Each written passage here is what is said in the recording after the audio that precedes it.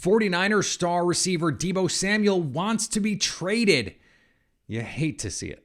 Plus, is the NFL as high on a receiver class that a lot of Packer fans have talked themselves into? We dig into all of that next. You are Locked On Packers, your daily Green Bay Packers podcast. Part of the Locked On Podcast Network, your team every day.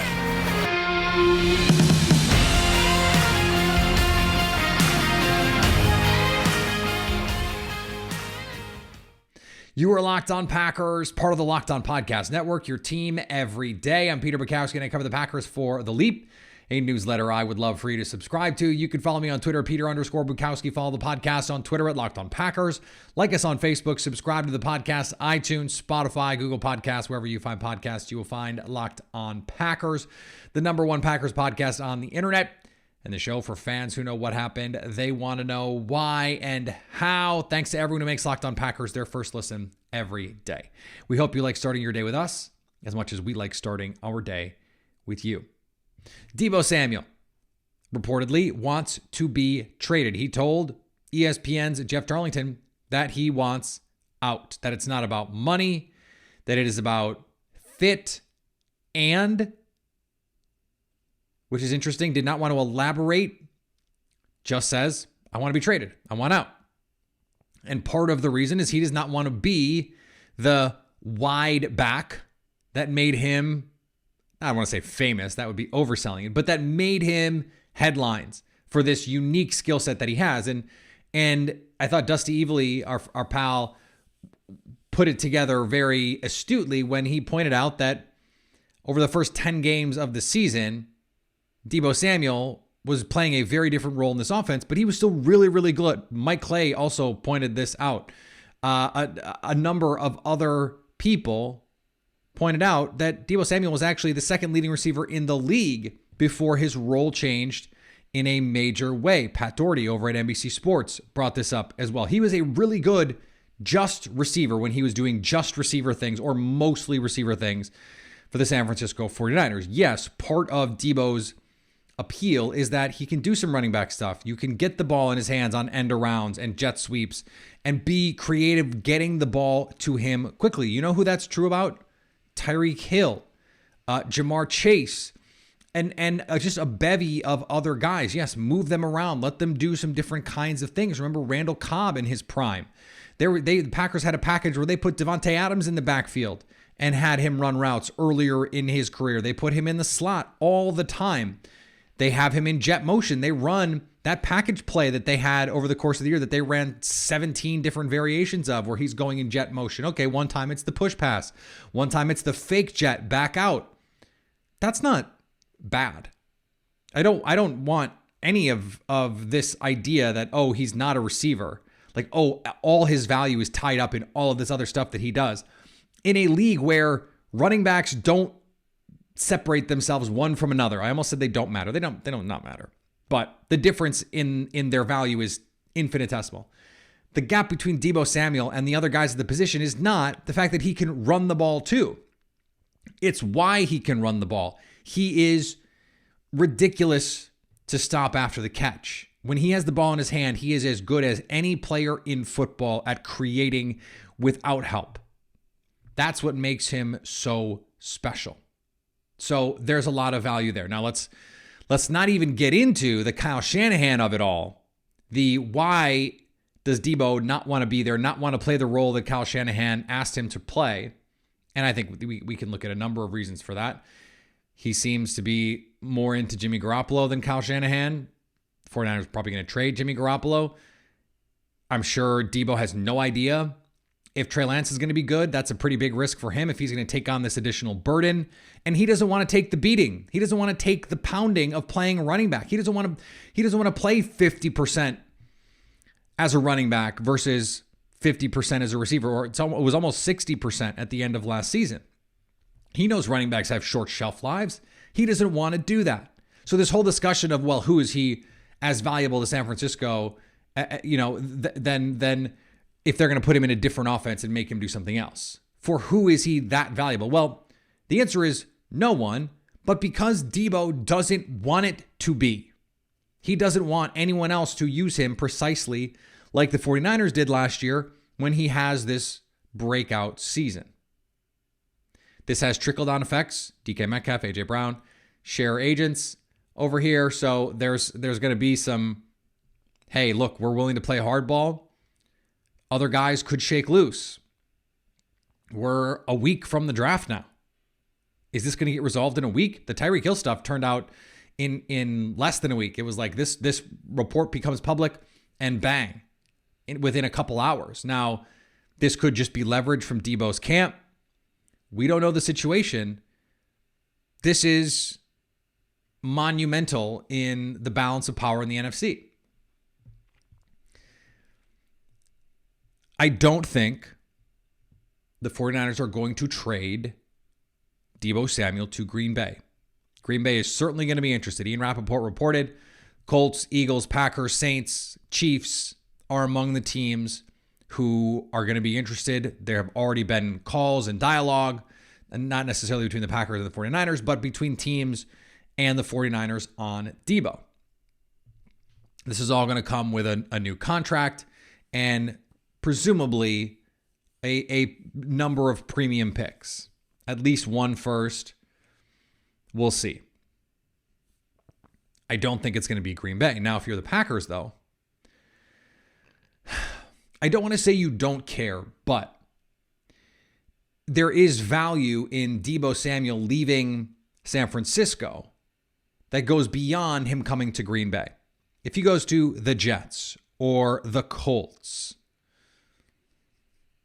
fine. And I don't know how the Colts are going to get him. They don't have any picks. But if he goes to the Jets with Zach Wilson, then cool. You've just made a conference rival significantly worse.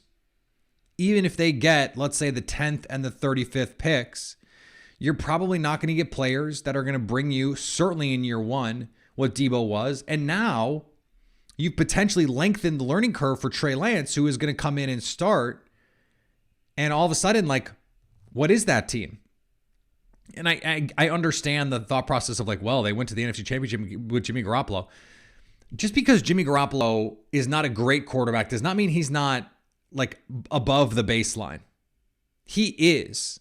You can't just be anyone operating that offense. You need to have a certain amount of, like, is he a great quarterback? Is he a top 10 quarterback? No. But is he one of the 16 to 20 best quarterbacks in football? Absolutely yes. Trey Lance is going to have a de facto rookie season in which he's started, I think, 3 games by the time next year starts in almost 3 calendar years. 3 games. 1 in college. Like, that's bananas. It's a rookie season, and rookie QBs, like most rookies, are bad. Rookie QBs especially are bad. So they're a contender with that team? With Trey Lance? I don't know about that. And no Deebo? Even if you get the 10th pick and you can take a Drake London or a Garrett Wilson or someone like that, man, I don't see it. I really don't. So yeah, hurting a division rival in that way is a net positive for Green Bay, even if they don't trade for him. Now, does this shake loose the DK Metcalfs, the Terry McLaurins, the AJ Browns of the world? Oh, well, DK did it, or Deebo did it. Look, and guess who everyone sided with? Deebo. Everyone's like, yeah, send that man where he wants to go and pay him his money. Yeah. The Packers had to deal with that reality. The Chiefs had to deal with that reality. And now the 49ers are dealing with that reality. Now the question becomes, at what point does the market become oversaturated? At what point does everyone that needs a receiver get one? And this is more important potentially. We had not had a market reset at receiver in a long time, where guys are getting these crazy top of market contracts and not working out. We've seen it at every other position, basically. We've seen guys go over 25 million on the edge. We've seen quarterbacks blow past 25 million, cornerbacks at 25 million a year, offensive linemen over 20 million. Receivers were just not in that same realm. Now they are. Well, when you see a team like Minnesota trade Stephon Diggs and then draft Justin Jefferson and get a player who's arguably just as good, if the Packers or the Chiefs are able to find someone in the draft that is really a good player. These guys are more ready to come in now and produce than they've ever been. Amon-Ra St. Brown for the Lions as a day 2 pick came in and produced at a high level. Jamar Chase was an all-pro last year. Jalen Waddle had a 1,000-yard receiving season, even if I think that was way inflated. He basically had a tight end season with heavy volume. These guys can come in right away and compete to be top-level guys. Are teams going to continue to make these bets with these players when you could go into the draft? And history tells us you have a better than 50-50 chance. You have a 60 to 65% chance in the first round of hitting on an above-average starter at receiver. That's really good. Would you rather do that? Would you rather take 22 and 53, draft 2 receivers, than pay and get Rasul Douglas and Devondre Campbell than have Devontae Adams? I think a lot of fans probably would. And a lot of teams are probably looking at this going, maybe that's the best way to handle this. Doesn't make it any easier to do it. And it doesn't mean Green Bay should not be interested if the price is right for looking at some of these guys, Terry McLaurin, DK Metcalf, AJ Brown, et cetera, et cetera. Different situation. These guys are younger. I mean, DK Metcalf's 24. Potentially still on the ascent, could still get better. I'm just saying. These are things that I think we need to be thinking about when we're looking at these sorts of transactions. We're going to talk about something that's really interesting. Bob McGinn is the best when it comes to the NFL draft. He is plugged in around the league, AFC scouts, NFC scouts, personnel directors, top line evaluators. He's been doing this for 30 plus years, where he is getting the down and the low with all of these players on, okay, what are they? What do scouts think they are? What do NFL teams think they are? And it turns out, based on his reporting, the NFL is not as into this receiver class as maybe we are, as maybe Packer fans are, as maybe NFL Draft Twitter is, as much as the mock draft industrial complex is. We're going to talk about that in a second. Before we do, let's talk about our friends at Blue Nile. Blue Nile offers fine jewelry. They allow you to step your game up, whoever you're trying to give jewelry to. Could be yourself. Could be for you. Could be for your mom, could be for your dad, could be for your brother, could be for your sister, could be for your boyfriend, could be for your girlfriend, your partner, whoever it's for. It could be wedding jewelry. It could be just because jewelry. It could be I'm sorry jewelry. I hope it's not, but it could be. Blue Nile gives you the chance to shop high quality, classic pieces, elegant tennis bracelets, gemstone pendant necklaces, diamond earrings, all from the comfort of your very own home. This Mother's Day, give your mom something she'll treasure forever with fine jewelry from BlueNile.com. And Locked On Packers listeners get $50 off a purchase of $500 or more. This podcast exclusive is only good through Mother's Day. Use the promo code Locked On. That's code Locked On to get yourself, your mom, or someone that you just want to say hi to a piece of luxury jewelry from BlueNile.com. That's promo code Locked On. And thanks for making Locked On Packers your first listen every day. Check us out on draft night, a week from tonight, April 28th, 7 p.m. Eastern. We will go live on the Locked On NFL Draft feed. I will be your host, shepherding you through the evening. 22, 28, who knows where the Packers are going to be picking. But we're going to go through every pick with our experts, our network of experts, and everything that they bring to bear on a night where you want that local impact. You want that local perspective. What does this player give to that team? This is what this team is looking for here.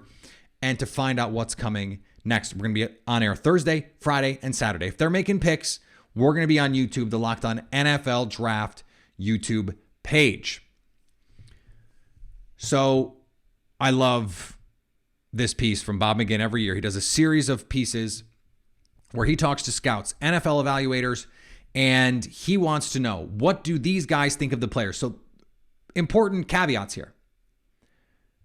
This is not what Bob McGinn thinks of the player. So this is not Matt Miller or Jordan Reed or Trevor Sikkema or Mike Renner or, Todd McShay or Mel Kiper talking. This is not some guy with an opinion.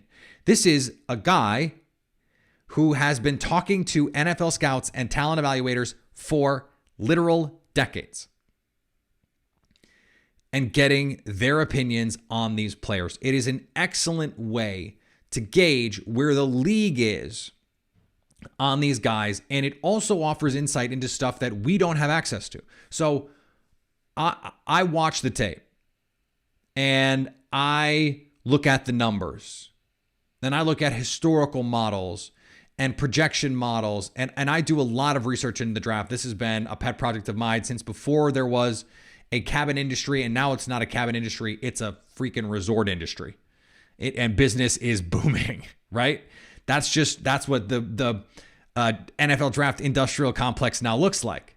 It's why I was able to get 3 guys just from Pro Football Focus in successive weeks to come on and talk, because they've got a bunch of guys who do this. A lot of people study the draft now. We can only go so far.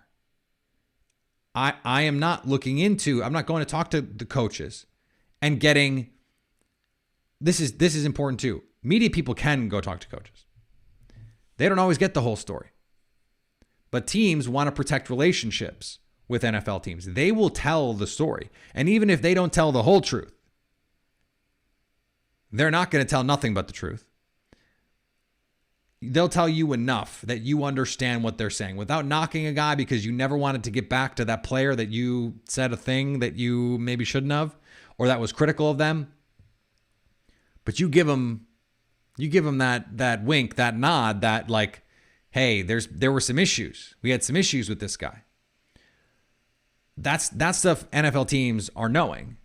They put in work on these tests that guys take, emotional intelligence, the whiteboard stuff. We don't get to do that. We don't get to put them through their paces in workouts. Teams do. And so hearing from NFL teams, while it's not the ultimate source, it is in terms of like trying to predict what is true and what is not. I don't think we should take what these scouts say as gospel in terms of like, well, the NFL scouts say this, so it must be this. No, they still say some stupid stuff, and every year we read it and we go, that is stupid. An NFL scout said Georgia receivers never turn out. Like AJ Green just like didn't happen. And like scouting the helmet is not in just entirely stupid. But this is how NFL scouts, some of them, still operate. That's the thing, is we assume that these guys are, because they're quote unquote professionals, and they are. I'm being uncharitable by saying they're not professionals. They are. But that doesn't mean that they know better than everyone all the time just because they get paid for a living to do it. Because guess what? Teams screw this up all the time. All the time. Okay, rant on pause at least for now. We'll see if I get back to it. It is, I think, valuable, though, to hear where the consensus is on these players. And Bob McGinn, I mean, to his credit, he gets these guys to vote. I mean, he essentially gives them their board. Now, not the team's board, but the scout, because the scout only offers, even if it's a higher ranking scout, they don't put together the whole board. Even Jerry Jones doesn't put together the whole board. You put together the board as a front office, as an administration, with your coaches, with everyone. But if you're an area scout or you're a director of college scouting, you have your list. Bob has them vote. Give me your best receiver. Give me your second best receiver, all that stuff. And then he ranks them based on those votes. It is a ordered ballot where you get to express your preferences. It's not just like, I think the best player is X. A couple interesting things to note from this survey. Jameson Williams got the most first place votes of anyone. And I think that bears itself out because he was a guy who was probably going to be the number one receiver had he not gotten hurt. And if you're taking a receiver in the first round, you understand, yes, they can help you in year one, but you need this for the long term. Any player, frankly, And by year 2, the ACL should be fine. Now, the reason I have dinged Jameson Williams a little bit more for that ACL than maybe John Mechie is because if Jameson Williams doesn't have his speed, if he loses 10% of his speed, he loses more than 10% of his appeal as a player. If John Mechie loses 10% of his speed or explosiveness, he probably loses like 6% of his appeal as a player. Jameson Williams' main thing, his elite skill is speed. He's not a great route runner. He's not a great underneath separator. He's not going to go win at the catch point. He's not going to kill teams in the red zone by running a blaze out or some sort of special route. He's a splash play. He's a big play. He's a speed guy who's going to change everything about the geometry of your offense. A really valuable, really good player. He can. I think he can be tall T.Y. Hilton. T.Y. Hilton was at his best when he had secondary receivers who could provide that 3rd and 6 conversion, who could threaten the seam. You need to build the right team around them.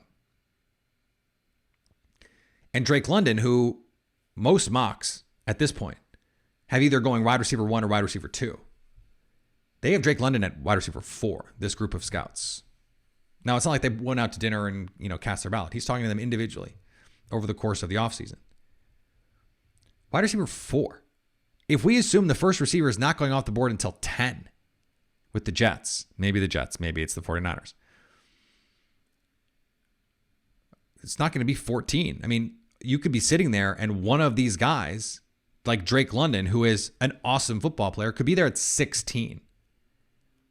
Green Bay could move up, or Jameson Williams, or one of these. Like, that's the beauty of this. Now, the other side, I think there are a lot of players that we see as potential first-round picks, in part because they've been mocked there, in part because hooked-in people, connected people are putting guys like Christian Watson in the first round. George Pickens, borderline first-round player. Well, when those guys are 13, 15 on these lists, that makes you go, probably not a first-round player. Just probably not. You can't be the 10th best, 12th best receiver and go in the first round. Now, of course, it only takes one team. It only takes one team to decide that you're worth it. But you read the comments, there are a lot of scouts that mention George Pickens, for example, ego, attitude,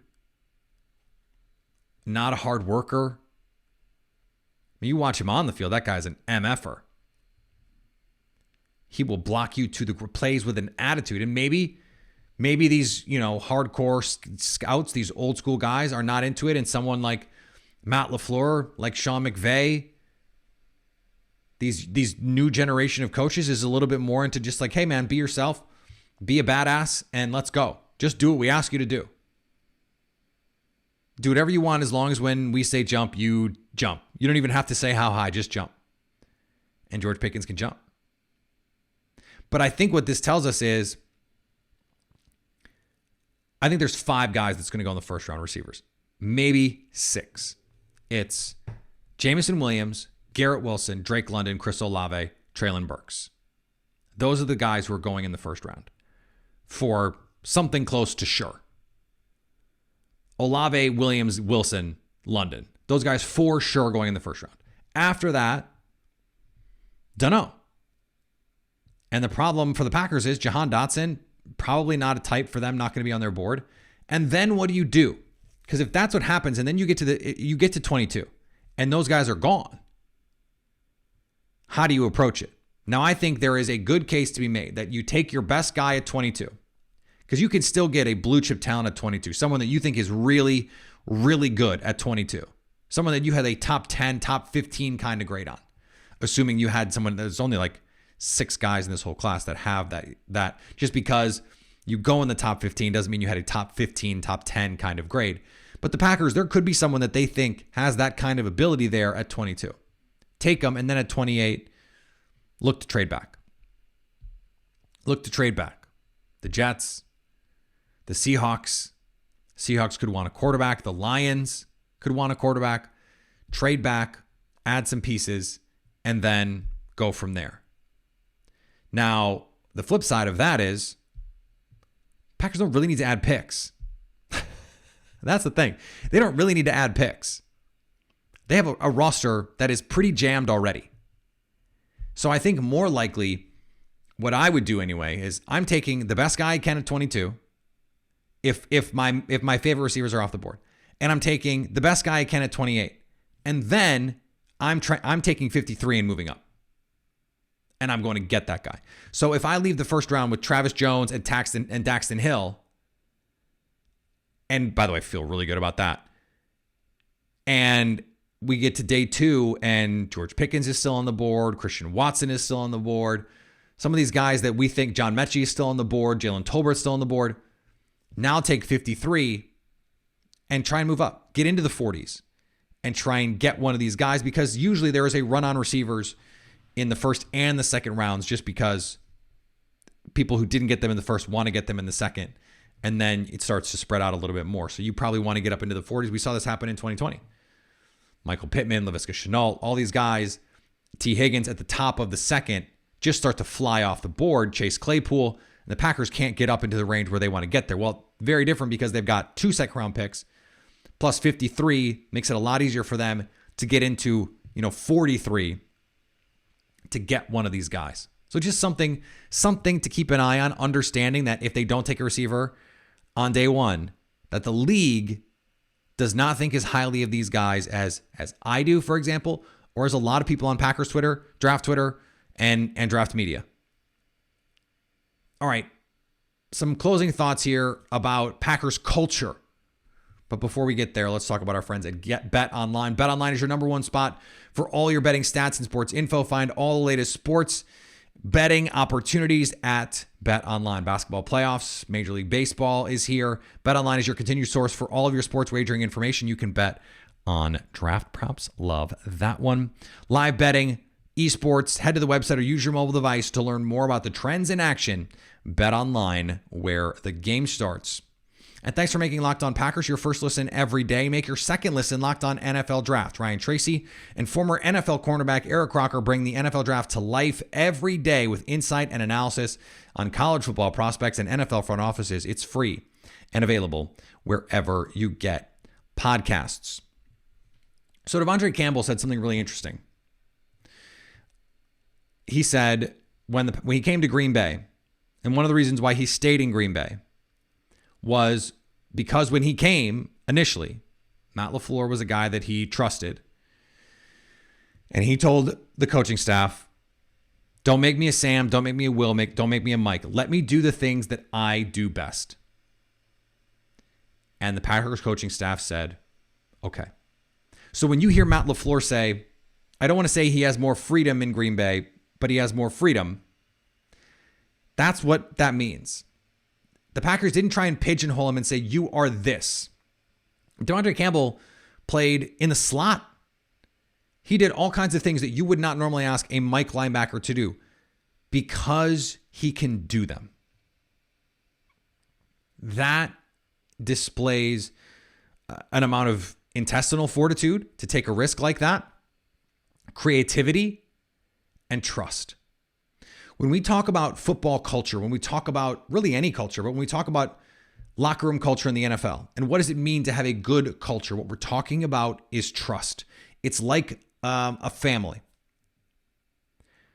You may not always like each other. You may get in fights, but ultimately, I trust you to have my back. If we're family, I trust you to have my back because you should trust me to have yours. I will have your back. If we're family, I have your back.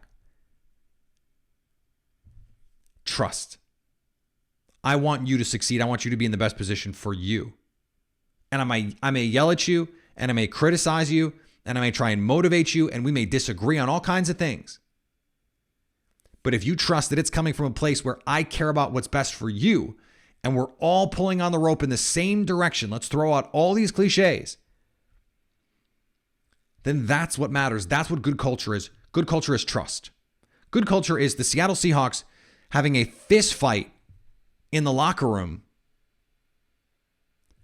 but understanding that they could go out on the field and trust that the guy next to them was still going to do his job because they shared that common goal. They trusted each other. The coaches and the players trusted each other. I trust that you're going to put me in the best position to succeed. That is culture. That is culture. I trust that my voice is going to be heard. If I have a problem, I can come to you with it. That's culture. And that's what the Green Bay Packers have built. All right, we're going to be back tomorrow. More to get to. Hopefully, our guest will be here on Friday. It's going to be fun. And if not, hopefully next week. But we have it scheduled. I don't want to promote it before we have it. So once it's in the can, I will promote it. Keep an eye on Twitter, Peter_Bukowski. Follow me on Twitter, on the podcast at Locked On Packers. Like us on Facebook. Subscribe to the podcast, iTunes, Spotify, Google Podcasts, wherever you find podcasts, you will find Locked On Packers. And anytime you want to hit us up on the Locked On Packers fan hotline, you can do that, 920-341-3775 to stay Locked On Packers.